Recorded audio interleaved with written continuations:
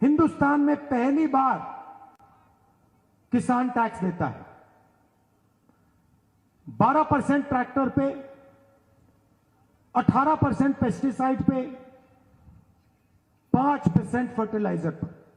हमारा किसान जो इस देश की रीढ़ की हड्डी है वो जीएसटी में टैक्स देता है और पूरा देश जीएसटी में हर रोज पैसा भरता रहता है। गाड़ी में पेट्रोल डाला, स्कूटर में पेट्रोल डाला, जीएसटी। कपड़े खरीदे, जीएसटी। स्कूटर खरीदा, जीएसटी। किसान खेत में काम कर रहा है, ट्रैक्टर चला रहा है, जीएसटी। जीएसटी कौन देता है?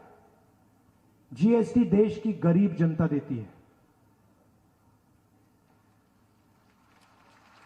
और सुनिए, जीएसटी ओबीसी वर्ग देता है, दलित वर्ग देता है, पिछड़ा वर्ग, आदिवासी वर्ग देता है और जनरल वर्ग के गरीब लोग जीएसटी देते हैं।